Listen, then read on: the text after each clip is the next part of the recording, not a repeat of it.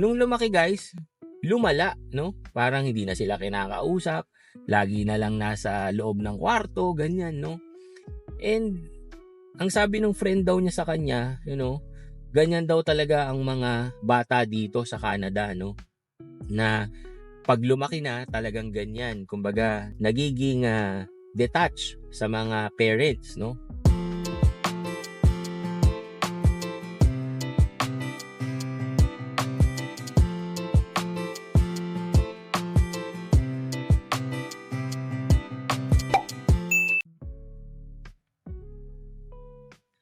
Hello guys, Nardino TV here and we are back with another video.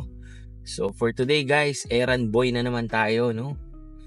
Daddy duties na naman tayo for today.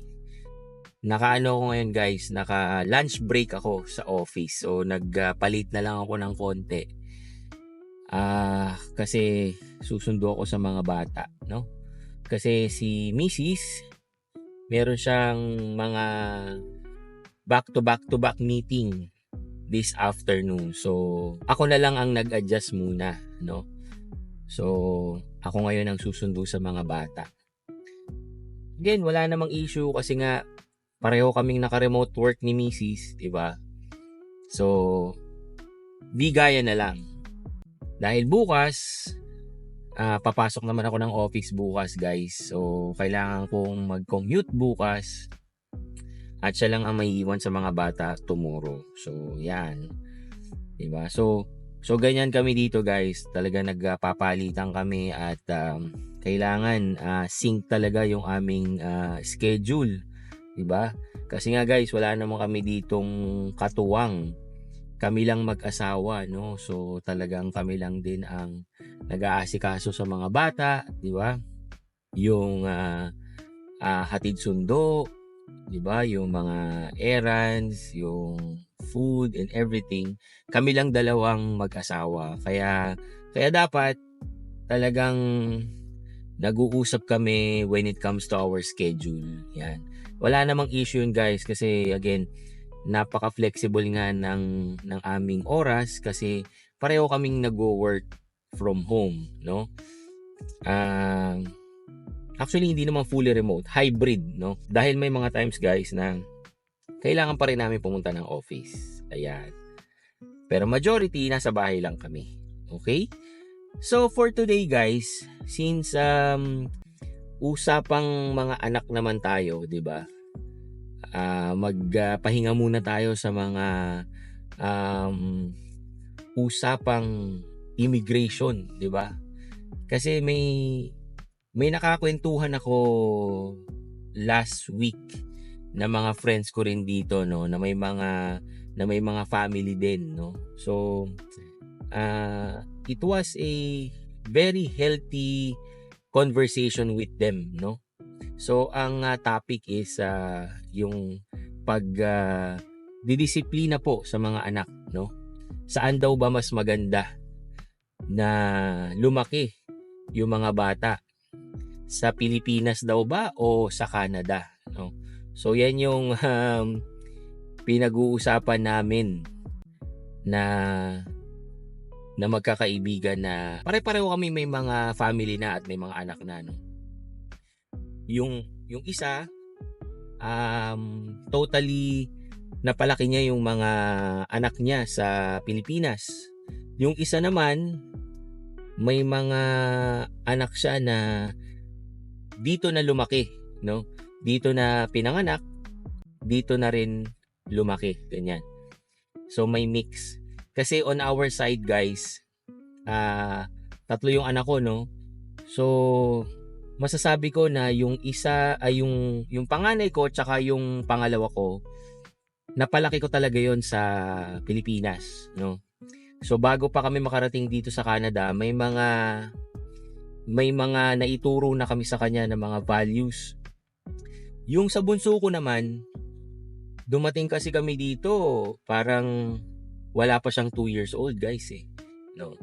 So talagang siguro masasabi ko na ngayon going 5 years old na siya, masasabi ko na kinda mas mas yung values niya or yung kung paano siya napalaki dito sa Canada, no.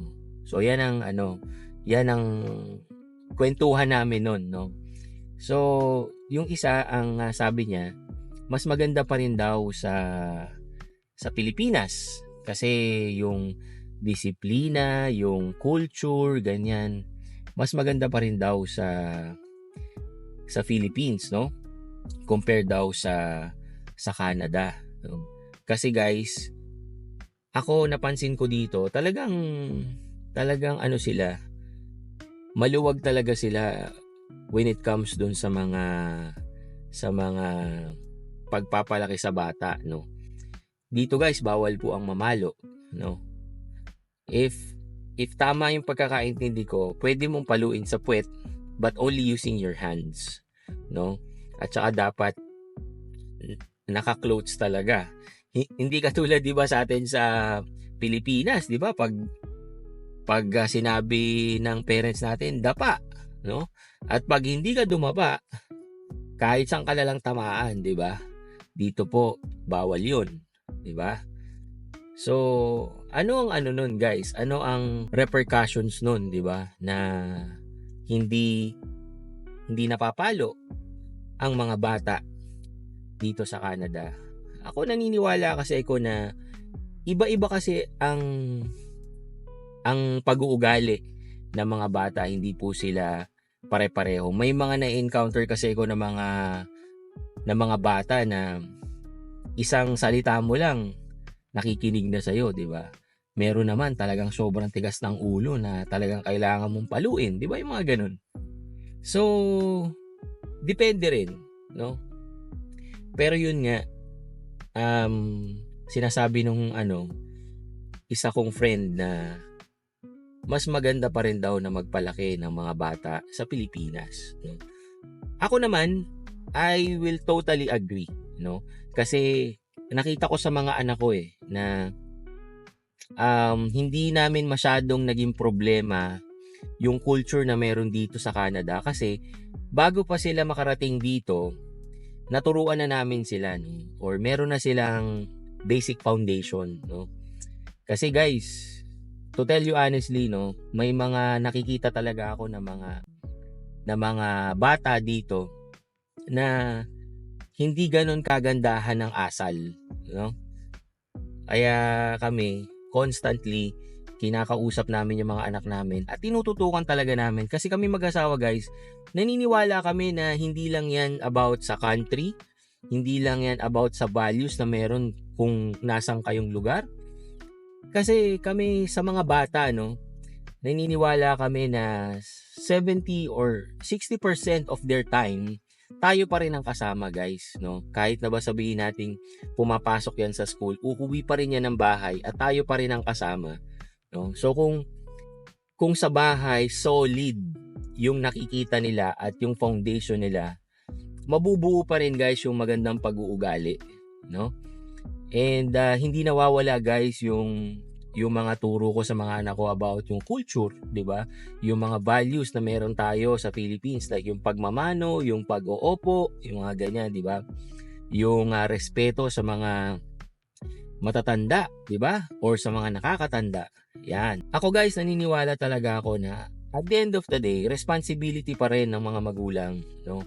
Na turuan na magandang asal. Kasi kahit na ba sabihin natin may mga outside forces, 'di ba? Like yung mga friends, yung mga ganyan, yung mga barkada or yung mga culture and values sa isang lugar. Kung solid na yung foundation at yung learnings ng mga kids natin, hindi sila maapektuhan agad, 'di ba? Ayan. May pa nga guys may kwento pa yung isa kong friend na sabi niya, meron daw silang friend din, no, na nagkwento sa kanila about their kids. So, dumating sila dito, maliliit pa yung mga anak nila and yung mga kids nila is very sweet, no? Talagang malapit doon sa parents, no? And then, lumaki na dito, naging mga teenager na, no? Nung lumaki guys, lumala, no? Parang hindi na sila kinakausap, lagi na lang nasa loob ng kwarto, ganyan, no? And ang sabi ng friend daw niya sa kanya, ganyan daw talaga ang mga bata dito sa Canada, no? Na pag lumaki na, talagang ganyan. Kumbaga, nagiging detached sa mga parents, no? Ako naman, hindi naman ako agad naniniwala sa mga ganon. Kasi, sabi ko nga sa inyo guys, nasa pagpapalaki pa rin or sa pag-handle pa rin ng mga magulang, no? So, habang nagkukwentuhan kami, no, na-realize ko kung bakit yung reason kung bakit naging ganun yung mga bata or kung bakit lumayo yung loob, no? Ang nangyayari pala guys is pag yung rest day nung mga magulang, mas pinipili nila na sumama sa mga kaibigan, no? Sumasama sa mga kaibigan para mag-golf or may mga certain activities, mga ganyan. So iniiwan nila yung mga anak nila, no? Na doon ko mas naintindihan na it's not about yung kung ano yung culture ng Canada or ano yung values ng Canada. Hindi yun guys eh. It's more of sa pagpapalaki rin ng magulang. Kasi ako naniniwala ako na kapag rest day ko, isa lang yung pahinga ko. Kasama ko yung mga anak ko, yung asawa ko, yan. Yan yung rest day for me. It's not yung iiwanan ko yung mga anak ko, 'di ba? Tapos sasama ako sa mga friends ko, ganun. Hindi po 'yun ang rest day para sa akin, no? Kasi yun nga, kaya pala lumayo yung loob ng mga anak. Kasi 'di ba? Imbis na nakikita nila yung mga parents nila na nag-e-enjoy with them, nag-e-enjoy with the friends. 'Di ba? So at the end of the day, nasa magulang pa rin. Ganda ng cherry blossoms guys, oh. Wow! Kita nyo yan guys, oh. Kasi spring na, no? Kaya talagang marami yan. Sumisibol na po ang mga cherry blossom, no? Tsaka meron lang kasing yan guys, meron lang siyang specific na week, tapos wala na ulit. Yan. Ayun, so going back to the story guys, di ba? Kung i-analyze nyo talaga, napakalaki po ng role nating mga magulang, no? Sa pagpapalaki po ng ating mga anak. Kaya hindi po natin pwedeng maging rason na tayo ay pagod at kailangan nating magliwaliw kasama ang ating mga friends, di ba? Mas maganda guys na mag-enjoy tayo kasama yung mga anak natin, di ba? Kasama natin yung family natin. But I am not saying na wag tayong makipag-mingle sa ating mga friends or what. No. Para kasi sa akin, priority mo pa rin dapat yung mga anak mo, yung asawa mo, 'di ba? Kasi sila yung family mo eh, 'di ba? So siguro it's a matter of balance, no? Balance dapat na nagkakaroon ka ng time with your friends, and also dapat hindi rin nawawala yung time mo with your family, 'di ba?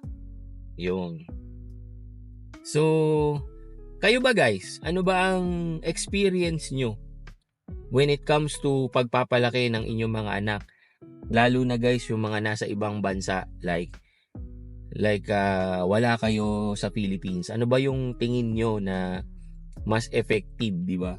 Kasi ako talaga, kung ako ang tatanungin guys, Canada, Philippines, it doesn't matter, no? Nasa mga magulang pa rin talaga kung paano natin i-handle yung mga anak natin, no? Kasi kahit na ba sabihin mong nasa Philippines ka, pero hindi mo naman pinapansin yung mga anak mo, hindi mo natuturuan ng maayos, lalaki pa rin ng hindi maayos yung mga anak mo, 'di ba? Pero sabihin nating nasa Canada ka, kahit sabihin mong sobrang dito, sobrang luwag sa mga bata, at talagang ang purpose mo at ang goal mo is to take care of your kids and your family, hindi malabong mapaganda yung pag-uugali at buhay ng ating mga anak, no? Kaya napaka-importante po niyan. Okay? So yun lang guys. Thank you again for watching and see you on my next video. Peace.